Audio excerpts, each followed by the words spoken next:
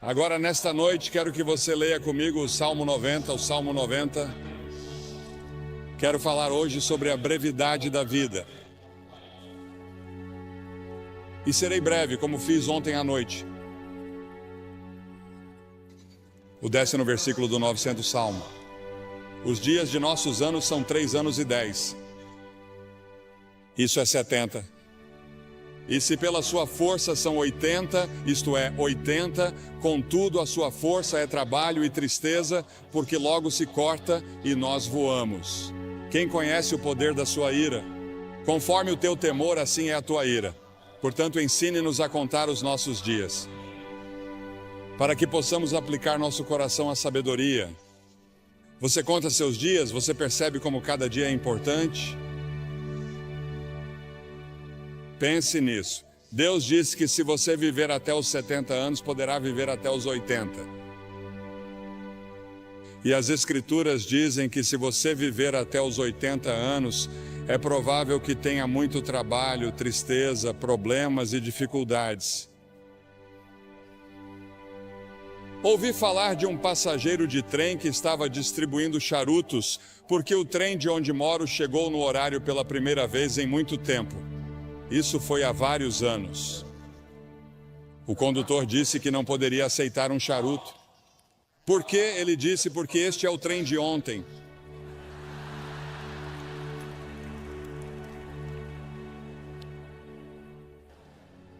Há o colapso do tempo ao nosso redor. Você sabia que nos dias de Jesus, o mais rápido que uma pessoa podia ir era o mais rápido que um cavalo podia correr? E isso aconteceu até 1830, quando desenvolvemos um motor mais rápido que um cavalo. Pense nisso. Naquelas centenas e milhares de anos, o mais rápido que você podia ir era a cavalo. Depois, em 1910, desenvolvemos uma aeronave militar que percorria 42 milhas por hora. Lembro-me muito bem, como se fosse ontem, quando Lindbergh decolou para Paris e em 33 horas estava em Paris, e achamos que isso era realmente incrível. Hoje em dia entramos em um Concorde, ou algumas pessoas o fazem, e chegam lá em 3 horas e meia. E em 1960 começamos a viajar pelo ar a 18 mil milhas por hora quando chegamos à estratosfera. Agora meu pai dirigia um cavalo e uma charrete, e estamos tentando administrar hoje uma era espacial em uma condição moral e espiritual de cavalo e charrete. O tempo está desabando sobre nós. Quanto tempo ainda temos? O salmista pediu que o Senhor se lembrasse de como o meu tempo é curto. Eis que você fez os meus dias como um palmo e a minha idade como nada para você. 1000 anos aos teus olhos são como o dia de ontem, quando já passou, e como um relógio. Um relógio dura 4 horas à noite. Um dia é o que o Senhor é 1000 anos e 1000 anos é um dia. Aquele que está assentado sobre o círculo da terra e os seus habitantes olham para Deus como gafanhotos. A grama murcha e a flor murcha, diz a Escritura. Os meus dias são como a sombra que declina, e eu me vou secando como a erva, mas tu, ó Senhor, permanecerás para sempre na tua memória, de geração em geração. Pense nisso, Deus permanecerá para sempre, mas nesta terra somos como uma sombra. Estamos todos em declínio e morrendo. Desde o momento em que nasceu, você começou a morrer, porque todos nós estamos caminhando para a morte. Cada um de nós está sujeito à sentença de morte. Não haverá ninguém vivo nesta plateia, eu diria que daqui a 90 anos. Ninguém, todos partiremos. E o que você vai fazer com esses anos? Cada ser humano tem exatamente o mesmo número de horas e minutos todos os dias. Você sabe quantos minutos há em um dia? Você sabe quantas horas há em uma semana? Agora, se você viver até os 70 anos, seus primeiros 15 serão na infância ou na adolescência. Você passa 20 anos na cama. Os últimos 5 anos são de limitações físicas e você está reduzindo suas atividades. Isso significa que você só tem 30 anos para todo o resto, 30 anos para viver. E parte desse tempo tem que ser gasto com alimentação, trabalho e cálculo do imposto de renda. As Escrituras fazem esta pergunta: o que é a vida de vocês? É até mesmo um vapor que aparece por um pouco de tempo e depois desaparece. O mais velho de nós não viverá muito tempo. Nosso tempo já está nas mãos de Deus. Deus já tem um dia marcado para você ser levado deste mundo. Você pode estar envolvido em um acidente. Pode ser um câncer, pode ser um ataque cardíaco. Seja o que for, já está definido. E as Escrituras dizem que ao homem está ordenado morrer uma vez, e depois disso, o julgamento. Você estará diante do grande julgamento de Deus para prestar contas de como passou esta vida e o que fez em relação a Jesus Cristo, porque Deus deu seu Filho para morrer por seus pecados. Porque, como você vê, somos todos pecadores. Todos nós temos a mesma doença. Não me importa a cor da pele de vocês. Deus não olha para a cor da sua pele. Deus olha para o seu coração e vê que você tem uma doença espiritual no coração, e essa doença espiritual no coração se chama pecado. E todos nós somos pecadores. Isso significa que violamos as leis de Deus, desobedecemos a Deus, nós nos rebelamos contra Deus, e por termos nos rebelado contra Ele, teremos de enfrentar um julgamento. E Ele vai dizer: afastai-vos de mim. Nunca te conheci. É interessante para mim que as pessoas ricas não possam comprar mais horas. Os cientistas não podem inventar novos minutos. Você não pode nem mesmo economizar tempo para gastá-lo em outro dia. Você tem pouco tempo hoje. Diz que quer guardar para amanhã. Não pode fazer isso. Há urgência no tempo. A Bíblia diz: redimam o tempo porque os dias são maus. Os dias são muito ruins. Olhamos para nossos jornais e não conseguimos acreditar em todos os assassinatos, estupros e problemas raciais, todas essas coisas no mundo todo. Sim, os dias são maus e temos uma grande tarefa pela frente se quisermos que esta terra seja poupada por muito mais tempo. As Escrituras dizem que devemos redimir o tempo. É uma frase do mundo dos negócios. Significa comprar o tempo. Ouvi falar de pessoas que dão o dízimo de seu tempo. Devemos dar o dízimo de nosso dinheiro. 10% do nosso dinheiro pertence a Deus, se você for cristão. Mas podemos dizimar seu tempo. Reserve 10% do seu tempo e diga: Senhor, isso é seu para o estudo da Bíblia, para a oração. Você diz que passamos muito tempo nas rodovias, indo e voltando, e nas interestaduais, presos no trânsito. Você sabe, inventamos todas essas coisas modernas para economizar tempo, mas temos menos tempo do que nunca. Temos bem menos tempo hoje que meus pais na era dos cavalos e charretes. No entanto, temos automóveis e aviões velozes, e estamos correndo de um lugar para outro como loucos. E a maioria de nós não sabe o que fazer ao chegar lá.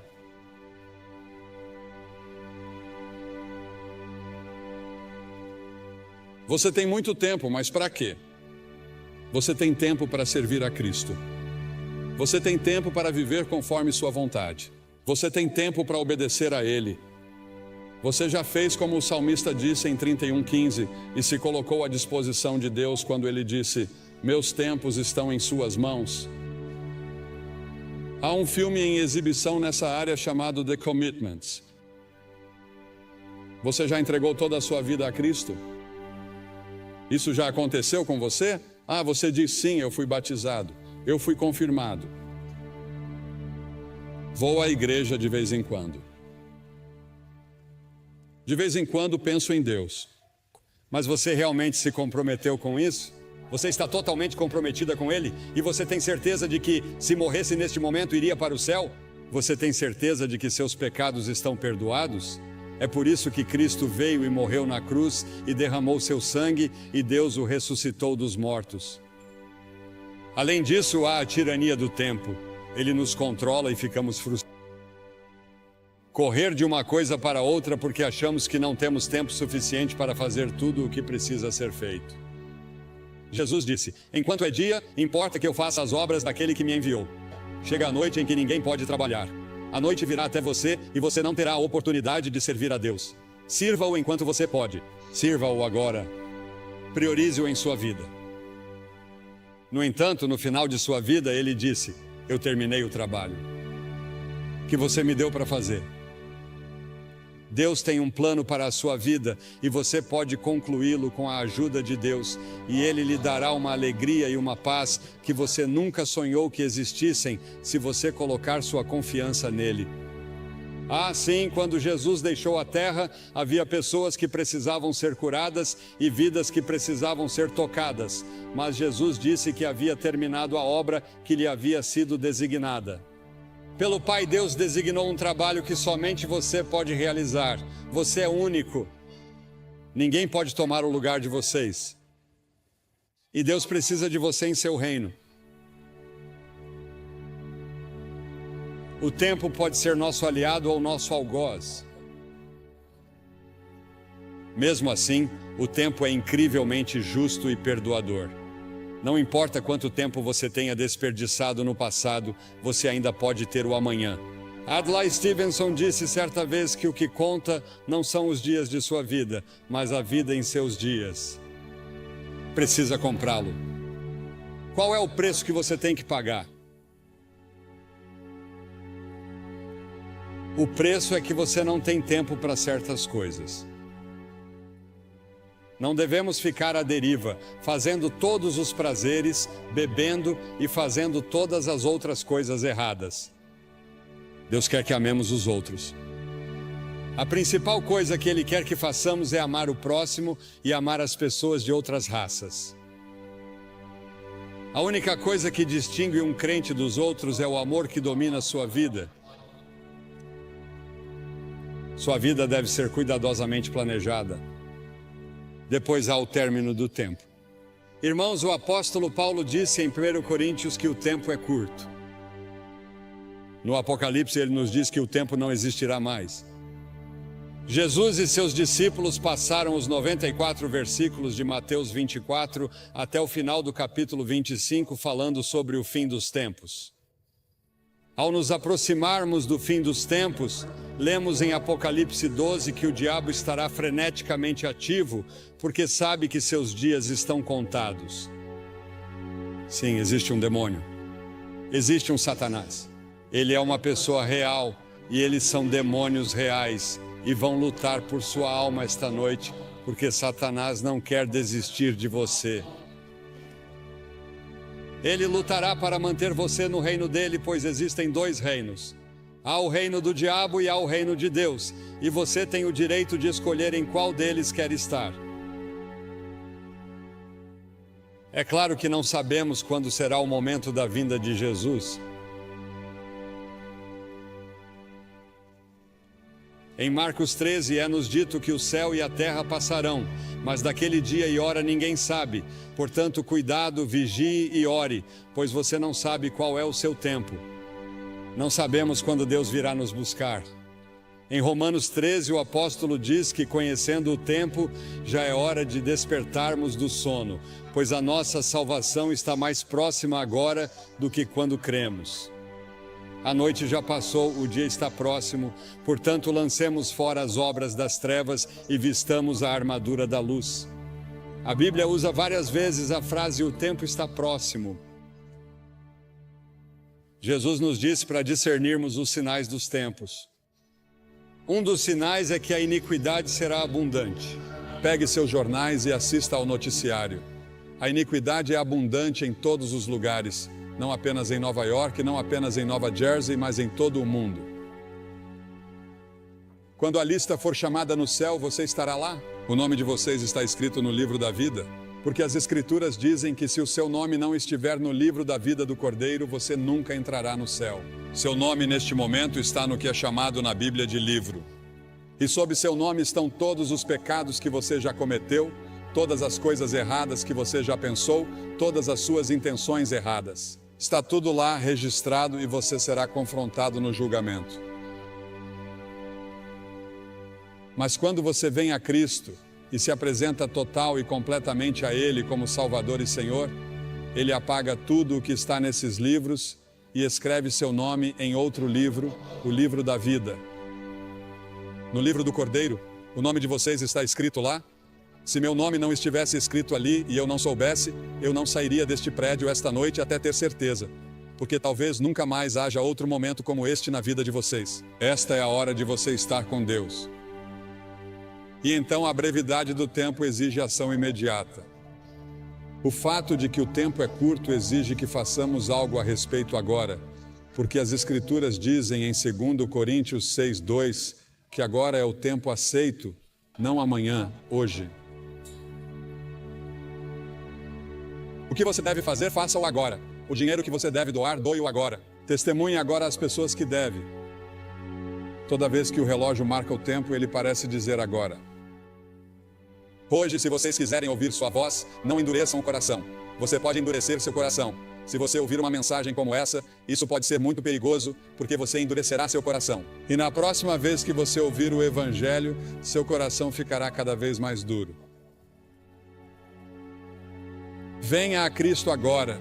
Se houver um sussurro em seu coração de que você precisa vir, você vem. Depois há o aviso do tempo. Um dia será tarde demais para sua alma. O tempo é muito curto para indecisões e vacilações.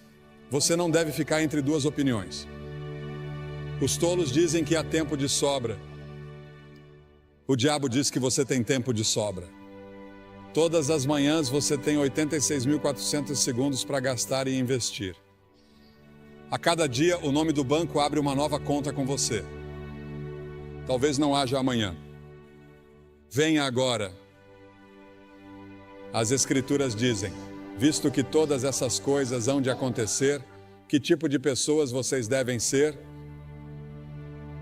Li um artigo há alguns anos falando sobre algumas pessoas que estavam se divertindo muito na véspera de Ano Novo, e o autor do artigo disse que elas bebiam como se não houvesse amanhã. Provavelmente todos vocês já ouviram a música, em outro momento e em outro lugar, e é isso que o diabo sussurrará em seu ouvido esta noite. Quando eu lhe disser que você precisa vir e assumir seu compromisso com Cristo, com essas centenas e milhares que já vieram nesta cruzada, o diabo dirá, espere, outra hora, outro lugar. Este não é o momento. Este é o momento. O simples fato de você estar aqui indica que é a hora.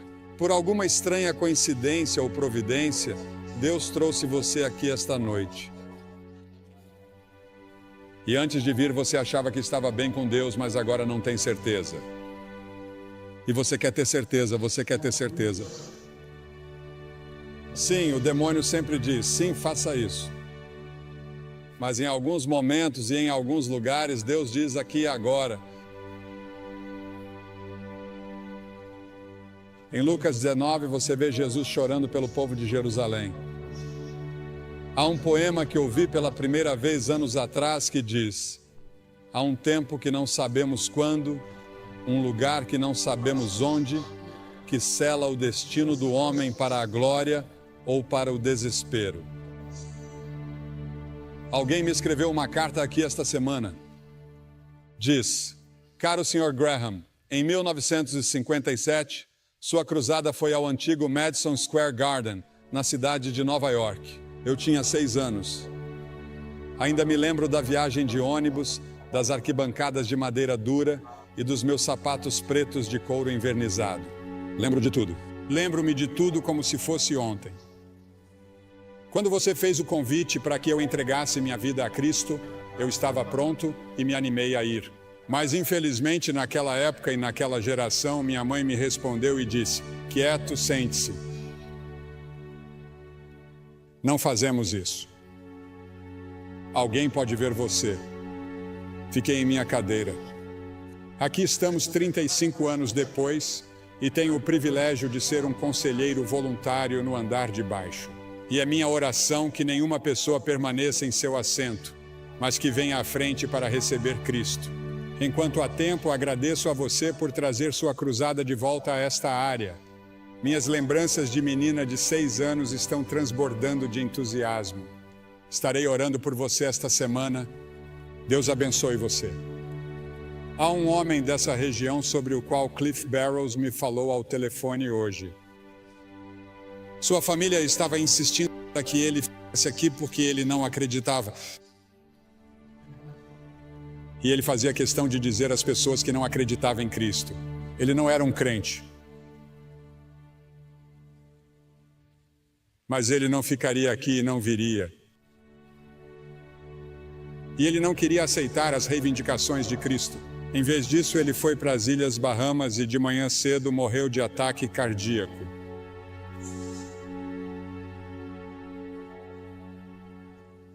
Para ele agora é tarde demais.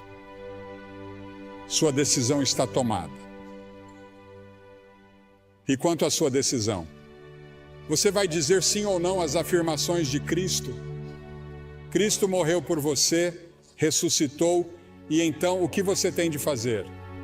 Você precisa primeiro se arrepender de seus pecados. Isso significa que você diz: Senhor, sou um pecador. Sinto muito por meu pecado. Estou disposto a mudar meu estilo de vida. Quero segui-lo e servi-lo. E entrego minha vida a você esta noite, ou rededico minha vida a você esta noite.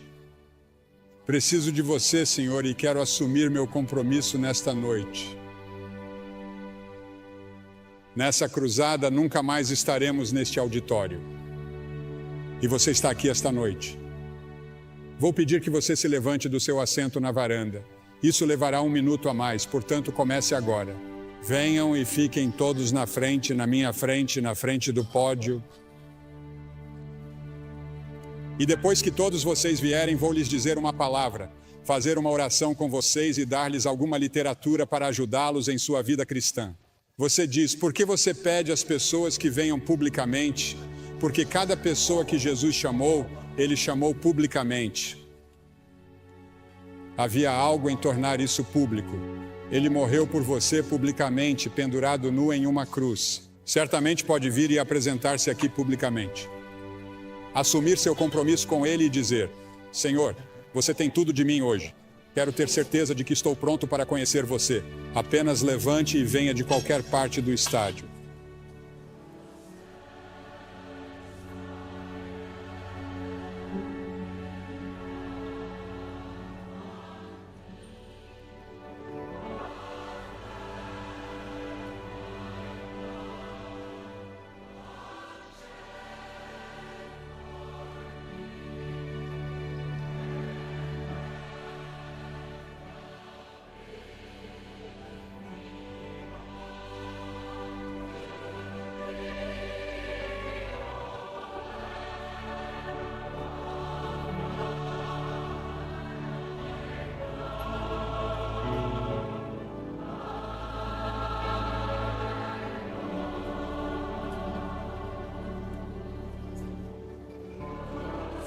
Enquanto muitos outros ainda estão chegando, quero dizer uma palavra a vocês que talvez estejam assistindo pela televisão, porque esses cultos estão sendo gravados em fita para serem exibidos no final deste ano ou no início do ano que vem. E muitas pessoas têm assistido à televisão e você tem pensado em como o tempo está passando rápido. Parece que foi ontem que você era um garotinho ou uma garotinha e o tempo voou. Talvez esteja num quarto de hotel ou num bar. E quero dizer a você que Deus o ama. Ele quer perdoar você. Ele quer fazer de você uma nova pessoa, se você permitir. Você pode assumir esse compromisso onde está agora. Jesus Cristo prometeu que voltaria à Terra. E, senhoras e senhores, Jesus Cristo cumprirá essa promessa. Você está pronto? A esperança da vinda de Cristo deve nos fazer caminhar como discípulos do Senhor Jesus Cristo. Devemos ser sal e luz no mundo e devemos trabalhar como se Cristo não viesse por 1000 anos, mas devemos viver como se Ele viesse esta noite. Você está convidado para uma jornada de descobertas na Biblioteca Billy Graham. Refaça a trajetória de Billy Graham, de humilde fazendeiro a embaixador internacional do amor de Deus por meio de multimídia, fotos e memorabilia. Mas o fruto do Espírito é o amor. Visite a casa restaurada da família Graham, passeie pela livraria Ruth's Attic e faça uma refeição no Graham Brothers Dairy Bar. Aproveite as exposições especiais, os eventos e as atividades sazonais para toda a família. A entrada é gratuita, portanto, venha fazer essa jornada de descobertas na Biblioteca Billy Graham.